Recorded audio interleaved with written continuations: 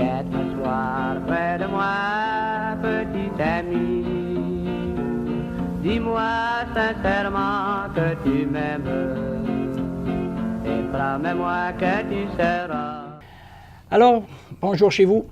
Encore une fois, l'heure du compte qui s'amène dans vos foyers, dans vos chaumières, avec mon ami Jean-Claude Turcotte, que je salue. Salut Jean-Claude, on est rendu à notre 8e émission. Bonjour, messieurs, dames. Et j'ai encore aujourd'hui la voix éraillée, mais je devrais être bon. Puis on a fait une entente avec mon ami Rosaire. Quand il sortira plus de son de ma bouche, je vais lui transmettre les documents. Je vais devenir son On haut-parleur. commence comme ça. Mais ça, on n'est pas rendu là. On n'est pas rendu là encore. Mais ça, c'était il y a 15 jours. Alors aujourd'hui, peut-être que ça va être mieux. Hein? Puis on s'était laissé la dernière fois, Jean-Claude, hein, on avait pris le train avec nos gars de Charlevoix, qui s'étaient rendus jusqu'à Québec. Puis là, il est question qu'on arrive bientôt là, par autobus à la base de Valcartier. C'est à peu près ça où on s'est laissé. Là. C'est ça. Mais avant c'est exactement là où on s'est laissé, parce que le capitaine nous a offert de les emmener dîner au restaurant de Madame Ah Bélanger. Oui, c'est vrai. On faisait une petite escale pour aller dîner au resto. Ouais. Suivez-moi, fit le grand capitaine, quand le train fut immobilisé à la gare du Palais. Ils traversèrent la gare, aperçurent les autobus militaires et suivirent le capitaine jusqu'au restaurant. « Bonjour, capitaine. Votre famille a grossi, » fit la dame de haute stature, avec son sourire cordial. « Je voudrais manger avec ces hommes-là là, avant qu'ils s'en aillent à Valcartier. »« Entrez, on va arranger ça, » fit-elle en touchant l'épaule de chacun lorsqu'il passait devant elle. Quand ils eurent tous devant eux une bonne soupe aux légumes, subitement Tipol, Sylvava, s'approcha de la dame, lui mit les deux mains sur les bras, dis-je bien, et questionna. « Madame, avez-vous un frère, vous, qui s'appelle Paul? » On s'en va à l'autre. « Oui, c'est mon grand frère, » de lui répondre la dame. Pas un lutteur, ça? Non. C'était un ancien. Dans ce temps-là, il ne luttait pas encore. Non, il ne luttait pas, mais il va le devenir. Paul Baillargeon, qui est devenu lutteur. Ben oui. Je t'ai déjà expliqué, tu n'étais peut-être pas là dans ce temps-là, j'ai déjà expliqué que Paul Baillargeon était à l'emploi de la compagnie Abitibi. Abitibi Paper, oui. Dans ce temps-là. Puis, c'était un excellent conducteur, un chauffeur de camion. Puis, il y avait un camion fermé qui lui permettait d'aller porter les denrées au camp dans le bois, tu vois. Puis, la raison principale, parce que c'était Paul était tout seul, il était fort comme deux hommes, fort trois comme hommes. un ours, comme on disait. Bon, puis il n'y avait jamais besoin de personne pour les décharger. Albany Labranche, qui le salue. De regretter en mémoire, haut, oui. c'est lui qui m'avait raconté l'histoire qu'à un moment donné, on l'avait laissé décharger de la farine, puis des poches de 100 livres, en tout cas, au mauvais endroit. Puis il fallait qu'il les reprenne. Puis apparemment, ça l'avait choqué un peu, là. Déplu fortement. Ouais. On imagine la suite. Il racontait qu'il avait rechargé la dizaine de poches sans baisser le panneau. Il prenait les poches de main puis il tirait par-dessus le panneau. Il lançait de l'autre bord. Et Paul, dans ce temps-là, ça faisait arrête. Disons que c'était un gars qu'il ne fallait pas agacer trop. Non, hein? Mais c'était le meilleur garçon du monde. Ah oui, mais il n'était pas le seul à être fort dans cette famille-là. Les Baillargeon, ils étaient tous des hommes forts. Hein? 7 frères, puis Madame Baillargeon. Madame aussi. D'ailleurs, je pense que leur force herculéenne, ça tient de leur mère. De leur mère, qui était une ramancheuse, comme on disait dans ce temps-là, qui, on raconte dans ces biographies que j'ai déjà réussi à lire, que Madame Baillargeon s'en allait avec une poche de 100 livres en dessous de chaque bord. Avant de déjeuner, comme dirait l'autre. En travaillant, Ah oui. faisait ça. Comme on dit aujourd'hui, comme si c'était pas de son affaire. Comme ça. Alors. On continue, là? On continue. Les Baillargeon. Ben oui, c'est mon grand frère, de répondre la dame. Puis là, tu pas le coup de bain. Et le jeune homme de réciter bien fort tout ce que Michel avait raconté sur les exploits de l'homme fort, le grand Paul Baillargeon, le frère même de la bonne hôtesse. Michel lui avait raconté que Paul avait levé son cheval avec ses reins. Michel travaillait là, il avait été pour bâtir la dalle, puis tout ça, puis bois de dalle, puis bûcher. Et puis, il voyait que le cheval était tranquille, puis il allait flatter à chaque fois qu'il passait. Puis à un moment donné, il avait dit à Michel, c'est à midi. Michel ne comprenait pas ce que ça voulait dire. Puis là, Le grand Paul avait enlevé son manteau, puis avait flatté le cheval encore, puis était allé s'installer en dessous du cheval. Il dit, il grouillera pas. Il dit, il grouillera pas certain. Puis là, il avait pris une patte, la patte d'en avant, dans sa main droite, la patte gauche, puis l'autre. Là, il s'était à côté, puis essayé. Bon, ben, il dit, ça va être le temps. Il avait pris une grande respiration, puis il avait levé le cheval de 5-6 pouces. Ah oui. Un cheval qui va peser 600 livres, je sais pas. Hein? Comment ça devait peser un cheval 600 Ben, livres? ce cheval-là devait peser pour moins que 1000 livres, d'après moi, 1100 livres. Oui. C'est Jean-Baptiste Grenon à nous autres, ça, hein? C'est comme notre Jean-Baptiste Grenon. C'est déjà des choses qu'on pourrait parler. Ah oui, on pourrait parler longuement de ce légendaire personnage, mais Ouais. oui. Mais eux autres ne sont pas légendaires, hein, parce qu'ils sont contemporains. Oui, c'est ça, l'affaire. ça fait pas longtemps. Ça fait pas longtemps. que On les a vus, eux autres. Quand tu as parlé tantôt, puis tu as dit de la rue Saint-Vallier, là, c'est vrai que Paul, quand il a arrêté de travailler à Abitibi, il s'est acheté un hôtel. Un hôtel. À la rue Saint-Vallier. L'hôtel des Baillargeons, Puis qu'on moi, je suis appelait. allé là, dans cet hôtel-là, manger là un repas. Puis à un moment donné, cette fois-là, on va te raconter ça en 2 mots. Là. Il y avait quelqu'un qui était en état d'ébriété, puis il commençait à parler fort un peu. Bon. Puis là, la petite servante était venue parler à Paul dans l'oreille. Paul, qu'on voyait assis dans le restaurant, dépassait tout le monde d'une tête. Hein. C'était vraiment costaud. Il a décidé d'aller Paul s'était voir levé. au jeune homme. Ouais. Puis il avait mis la main sur l'épaule du gars. Nous autres, on ne sait pas comment ça, il avait serré comme ça ou pas. Là. Mais ce qui avait passé à côté de nous autres, bien tranquillement. Puis le gars flottait dans les Il airs. était jusqu'à la porte.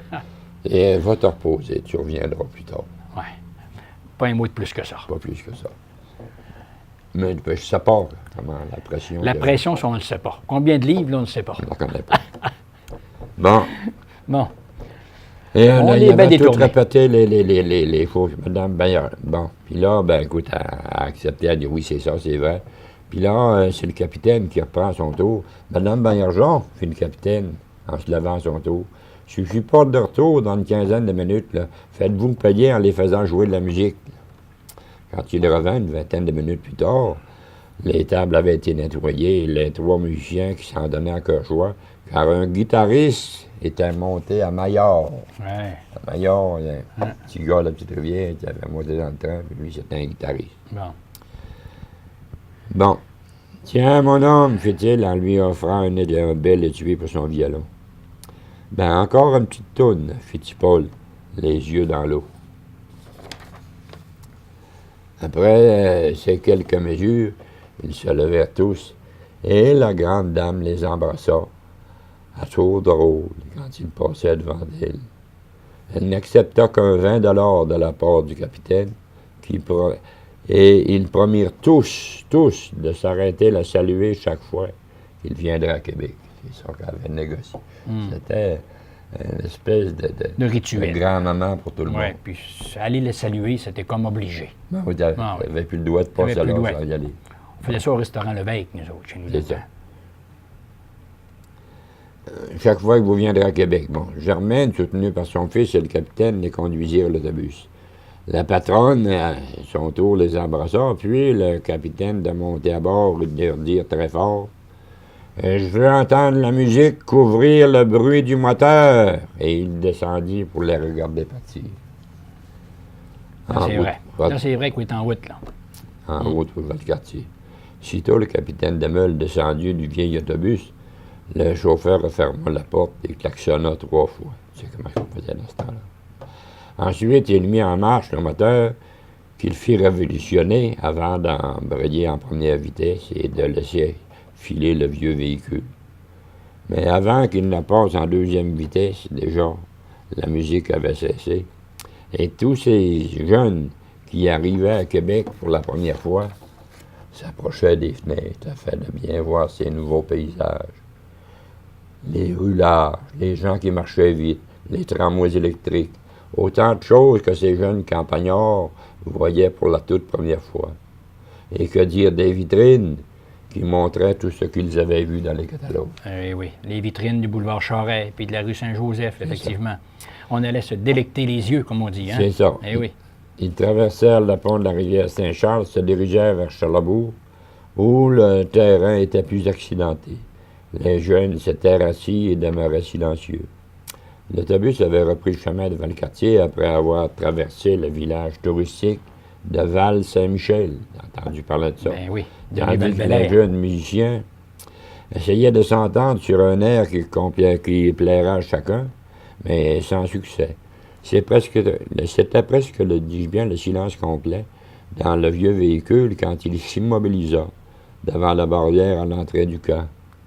Le chauffeur les amena lentement devant une grande baraque où il immobilisa son vieil engin et dit à haute voix « Tout le monde descend! » On a fini le board, là. Là, c'est Ouais. tout le monde descend, oui. Ils descendirent. Quelle descente? Ils descendent de l'autobus. Ben oui. Ils descendirent, dis-je bien, tenant leur pacton, leurs valises et souvent leur instrument de musique, et firent face à un jeune lieutenant qui leur cria en retentissant « Halte! Garde à vous! » Ça commence raide? Ils s'immobilisèrent chacun à leur rythme, bien sûr, et le jeune apprenti commandant eut toutes les misères du monde à les aligner sur 2 rangées bien droites. Lorsqu'il parut satisfait, il s'éloigna, et il s'éloigna du peloton pour parler à un officier supérieur. Celui-ci, badine à la main. Explique donc, c'est quoi une badine? Je connais badiner, mais une badine, je ne sais pas. Mais je sais ce que c'est que badiner. Ben, Est-ce que c'est un rapport? On va le savoir. je ne sais pas, une badine, c'est une espèce de petite, j'ai envie de dire baïonnette. Baïonnette? Oui. Mais c'était fouet, fait en un cuir, fouet, ouais. c'était rond. Et un officier supérieur avait toujours ça. Pas s'il s'en servait pour dicter ou donner des ordres au plus loin, mais c'est ça, une badine. Ça ressemble un peu à ce que ça sert un cavalier pour son cheval, hein, pour... Ça peut ressembler à ça un peu. Pas agacer, mais donner Mais des... il ne servait Bon, pas de comment ça ça s'appelle, là? pour se battre, ça peut être un instrument pour la Ouais. guerre.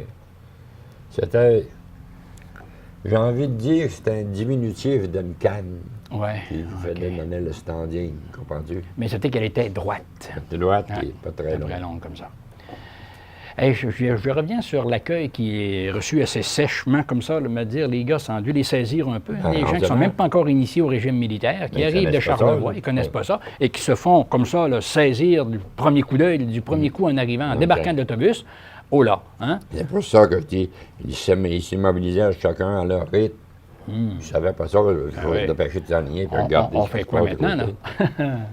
Bon, badine à la main, s'avança vers le nouveau... bon.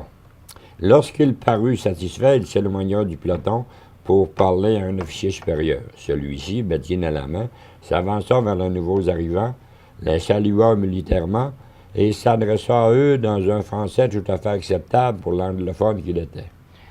Jean-Claude, si tu me permets, on va faire une petite pause. Le temps de prendre, le temps de te reposer un peu la voix. C'est le temps d'aller remplir nos coffres un peu. Faisons. Hein? Et puis on vous revient dans quelques petits instants. À tout de suite. À bientôt. Pays. Adieu, ma chère petite amie.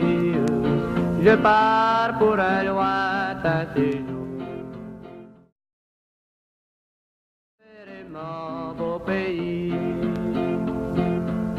Adieu, ma chère petite amie. Je pars pour un Alors, on est de retour, Jean-Claude. lointain Et puis bon, on en était à nos amis qui sont à Valcartier. Oui. Ouais. Et la badine vient de se faire résonner, là. Hein? Et puis, on est en bas là, ici. Excuse, là. T'as raison.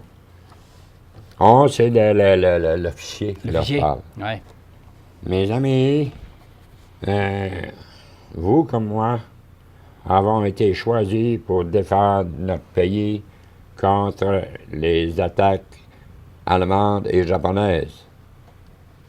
La base de Valcartier vous accueille afin de vous rendre capable de bien défendre votre pays contre ses ennemis. Donc, avec Soyez un- les bienvenus. Avec un accent british, comme ça. Allez, les amis. Hein? Ouais, bon. Exécution. Mon british est rocailleux ce matin. Ah oui, mais tu l'as pas mal. Il le salua encore et remit ce petit peloton au jeune lieutenant qui les précéda à l'intérieur de la baraque dortoir et leur assigna à chacun leur lit, les enjoignant de bien le dresser et qu'ils étaient libres jusqu'au souper à 6 heures. Et qu'après ça, ça commencerait. Bon. Alors que Tipol se trouvait au beau milieu de la baraque, Jean-Marie, lui, à cause de l'ordre alphabétique, était le 3e lit au bord de la rangée.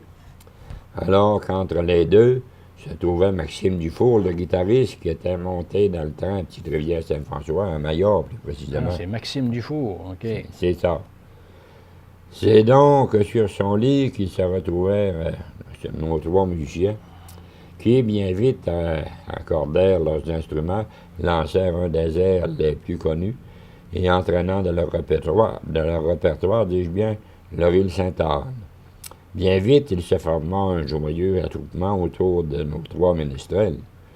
Plusieurs tapaient du pied ou bien des mains, alors que d'autres surluttaient.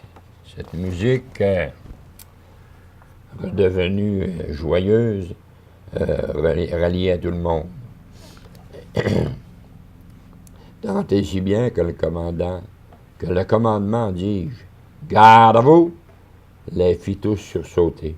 Figé. Il faisait la musique que d'autres. Il ne pensait pas qu'il y avait un garde à vous demain. Et en faisant une galope ou quelque chose du genre, là, ça veut dire que ça saisit. Chacun vint donc se placer debout devant son propre lit. Et 2 par 2, on suivit le jeune officier en silence vers la cantine dans la grande baraque voisine. Autrement dit, oui, pas à l'hôtel, c'est le temps qu'on se... Hein? Et on a rajouté ici premier repas militaire. Très rapidement, il leur a appris le fonctionnement, c'est-à-dire prendre un cabaret des ustensiles et se servir l'un à la suite de l'autre, et en silence. Soupe aux nouilles, saucisses, navets, patates pilées, ainsi qu'une belle grande tartelette aux fraises trônait dans tous les cabarets, en plus des breuvages. Tipol alla s'asseoir près d'un grand jeune homme blond, natif de Matane, un dénommé Lucien Pelletier. Puis, en face d'eux, un grassouillet gentil garçon, venant des îles de la Madeleine, s'y installa tout sourire. Vers le milieu du repas, Tipol leur annonça « On parle toute la même langue, là, hein, mais ça sonne pas pareil. Mais on se comprend. C'est drôle, pareil. Hein. » Ah oui, quand on est rendu là, hein? Imagine-toi. Imagine-toi. Un petit gars des îles avec un charlevoisien. Charlevoisien, il y a des nuances, mais il faut qu'on se comprenne. Exactement. Hein? Avec nos couleurs respectives. Oui, et toute la grande tablée de renchérir chacun leur tour avec leur accent et leur vocabulaire particulier. Tipol a pris plusieurs nouveaux mots et essayait de les bien placer dans une phrase au grand plaisir de ses nouveaux amis. Après leur repas, ils eurent une demi-heure de liberté qu'ils utilisèrent à retrouver leurs compagnons de table et à s'amuser ferme avant que ne retentisse le coup de sifflet qui les invitait tous à regagner la baraque dortoir du juillet. La musique reprit de plus belle, et ça jusqu'au couvre-feu de 9 heures, annoncé encore militairement par le jeune lieutenant, rigide et hautain. Ça me fait penser, Jean-Claude, à Nicole Leblanc qui vient de nous quitter, qui était originaire de Maria en Gaspésie, quand elle est venue camper le rôle de Rosanna dans le panorama de Charlevoix, comment elle a dû s'articuler avec des mots qui étaient les siens, mais adaptés, qu'il fallait qu'elle adapte pour Charlevoix. Au langage de Charlevoix. C'est un peu ça, en fait. On va chercher les couleurs de l'autre, puis on s'approprie des expressions et puis des mots. C'était le rôle de Mme Leblanc était excellent, était indispensable là-dedans. Elle a rendu ça parfaitement. Ah, c'est incroyable. Oui, nous, on a dû y trouver une place de comédienne en haut. Là. On n'aurait pas cru qu'elle était d'ailleurs de la Gaspésie, tellement elle avait l'accent et la couleur charlevoisienne au niveau des expressions. Tout ça, elle avait maîtrisé. D'ailleurs, je ne sais pas si tu te rappelles de l'époque de Rue des Pignons, une des premières séries qu'elle a faites à Radio-Canada. Elle se disait originaire de Baie-Saint-Paul, dans l'émission de Rue des Pignons, à l'époque. Ça fait 40 ans de ça. 4-0. 4-0. Oui. Bon, ben, tout a la première nuit au dortoir. Bien sûr, ils chuchotèrent, parlèrent à voix basse encore plusieurs minutes avant de s'endormir. Le grand silence ne fut rompu que par quelques individus, dis-je bien, qui rêvait et criait de peur, se croyant sans doute devant l'ennemi. Il était rendu à guerre. Ouais. Mais dès 5h30, le lendemain matin, le jeune lieutenant et son soufflet mirent fin à toutes ses rêveries possibles, en précisant qu'il reviendrait les chercher pour le déjeuner à 7h. Excepté, précisa-t-il, les gens de la première rangée jusqu'au milieu, c'est-à-dire à M. Paul, petit Paul, inclusivement, qui devait se rendre à jeun, dis-je bien, à l'infirmerie pour une visite médicale. Ça, c'est moins drôle. Oui, Mais il faut y passer. c'est ça.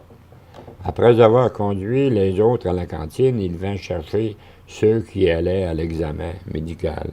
Le jeune lieutenant les laissa dans un grand couloir où bientôt un infirmier vêtu d'un grand sarrau blanc vint les inviter à se déshabiller, ne gardant que leurs sous-vêtements. Ils étaient là, inquiets pour la plupart, ne sachant à quoi s'en tenir. Le même infirmier se présenta à nouveau et invita les 6 premiers à le suivre.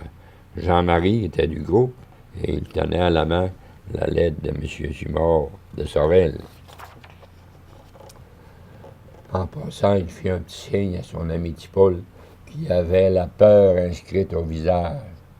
Lui qui serrait contre lui la lettre du docteur du jour et celle de M. Harris, de la compagnie Abitibi. Peut-être 15 minutes plus tard, l'infirmier revint avec le premier groupe qu'il invita à se rhabiller. Il partit avec les 6 suivants. Au bout d'un autre quart d'heure, peut-être, ce fut le même stratagème. L'infirmier revint avec le deuxième groupe, reprit avec le dernier, un petit Paul tout blême qui fermait la marche. Ouais. L'examen était rapide, car 3 médecins se partageaient la tâche. Ils occultaient, dis-je bien, le client en les tentant de la tête aux pieds, allant jusqu'au toucher rectal et celui des parties génitales. Puis le jeune homme était dirigé vers la radiologie, et quand il en ressortait, un autre infirmier prenait ses mensurations et inscrivait son poids sur une fiche, qu'un autre infirmier ajoutait au dossier. Quand le vieux médecin aux cheveux blancs, qui avait examiné Tipol, eut terminé la lecture des lettres qu'il lui avait données, je lui avais remise. Ouais. Bon, ça se ressemble. Ça se ressemble. Il lui tapota l'épaule, lui fit un clin d'œil et le dirigea vers le radiologiste qui l'attendait. On n'a pas fini. Bon, dès que Paul arriva à la cantine, ils sont rhabillés, puis bon, ils sont allés là-bas. Ben oui. Il localisa son ami Jean-Marie, de pêcheur de se servir, et se dirigea rapidement vers lui. « J'ai faim en demande, lui dit-il, et il avala la moitié de son verre de lait. « Ça n'a pas été si pire que ça, lui dit son compagnon, en se faisant rassurant. « Non, lui répondit Paul. Mon vieux docteur, moi, il m'a pas dit d'autre chose que prends une grande respiration puis regarde là. Il m'a dit ça 3 ou 4 fois en m'écoutant dans le dos. » « C'est tout? » continua son compagnon. « Oui. Il m'a tapé l'épaule, puis il m'a fait un petit sourire, puis il m'a envoyé prendre une radiographie. » Bon. Répliqua-t-il avant de se mettre à manger presque de l'outonnement. Ils terminèrent leur déjeuner et furent les derniers à quitter la cantine. Ils retrouvèrent les autres à l'extérieur et durent répondre à un barrage de questions. « Ça fait-il bien mal? Il nous donne-t-il des piqûres? » Voilà. Rassurés, les autres les écoutaient attentivement décrire leur examen. Soudain, le sifflet aigu du jeune lieutenant retentit et il cria « Rassemblement !» Ils s'alignèrent tous tant bien que mal devant lui et attendirent le commandement. Donc, on comprend que tout le monde a passé le test, là. Tout le monde a passé le test, OK. Tout le monde a été... Accepté. Il n'y a pas de déficit nulle part. On fait tous les examens dans la quinzaine. Tout le monde de a Charlevoix. passé les examens, Bon. mais personne ne connaît les résultats encore. Non, ils ne connaissent pas les résultats. Bon. OK. Ça veut dire que personne ne les a dit, toi, t'es bon pour la guerre, toi, t'es pas bon. Parce qu'il y a toute une question Tout le monde de pieds, question de muscles, C'est question ça. de bien des facteurs. OK, on continue.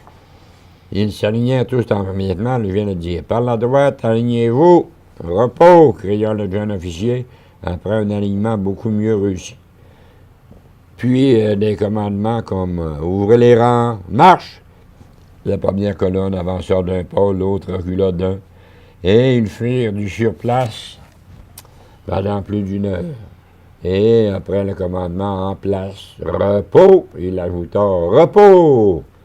Et il les invita à regagner leur quartier, c'est-à-dire leur couchette respective. La musique reprit donc jusqu'au dîner. Entraînement au chantier. Bon, là, ça veut dire que si vous êtes rendu là, ils ont probablement tous passé le test. Si vous êtes rendu à l'entraînement au chantier. On essaye. Ou on essaye. Encore, là. Bon, j'ai hâte de Mais voir après, coup de bain, après le repas du midi, ils eurent toute une surprise quand le jeune lieutenant les invita à la salle de tir. Une fois là, il leur montra une carabine 22 avec laquelle ils devaient tirer sur une cible en papier située à 100 mètres plus loin. Il distribua 12 carabines aux 12 premiers de la liste alphabétique. Et il les invita à placer devant la cible et il donna 6 balles au premier et lui ordonna de viser la cible. Après son tir, il lui fit revenir la cible. Il lui montra et la renvoya en place, l'enjoignant de tirer ses 5 autres balles pour encore faire revenir la cible et la lui laisser après l'avoir notée et initialée. Puis il recommença les mêmes gestes avec chacun des autres candidats jusqu'à ce que chacun eût tiré ses 6 balles respectives. Dès qu'un candidat recevait sa note, il se dépêchait de comparer avec celle de son voisin. Eh oui, c'est là, là. Bien vite, on s'aperçut que Jean-Marie Bergeron, l'ami de Tipol, avait la meilleure note, soit un 9,5. Il dépassait de loin les 6 et les 7 des autres tireurs. Jean-Marie remit la meilleure note jusqu'au dernier groupe, avant que le gros garçon des îles n'obtienne lui aussi un 9,5 et ne devienne champion ex aequo avec Jean-Marie. Le jeune lieutenant leur épingla chacun une minuscule fusil à leur collet de chemise, leur souhaitant un 10 au prochain exercice, et les félicitant encore et les renvoya tous à leur quartier. « Comment est-ce que t'as fait? » demanda Tipol à son ami Jean-Marie. « Ben, après la première balle, quand j'ai vu ma cible, j'ai vu que ma carabine attirait en haut, puis un peu à gauche. J'ai corrigé ça dans ma tête, puis j'ai pogné le milieu avec les 5 autres balles. » Jean-Claude. Faut arrêter là. Item cesse. La messe est dite. La messe est dite pour aujourd'hui. Il faut que nous remettions ça, hélas, mais c'est l'inexorable fatalité quand on est à la télévision, hein. C'est le temps Il faut vivre avec ça, le temps qui nous guide. Mm. Et on est bien guidé avec toi, disons-le, hein, au niveau... On essaye de faire le mieux possible. Bon. Et je suis heureux que ma voix ait réussi à tenir le coup. On peut dire que tu as gardé la voix sur la bonne voie. Hein, sur la bonne voie. Mais là-dessus, Jean-Claude, on se dit à une prochaine, à une 9e. Hein? Oui, dans une 9e émission où tu vas entendre parler le gros garçon des îles. Ah oui? Qui va dire, comment... Le Pelletier. Là-dessus, comment est-ce qu'il a fait, lui, pour apprendre à tirer? Le Pelletier? Non. Non, c'est un Fred Savoie. Savoie, OK. Alors, on se dit à bientôt. On va partir. Salut tout le monde. Restez de bonne humeur. Bonne chance. À bientôt pour l'heure du compte. Nous vous reviendrons, soyez assurés.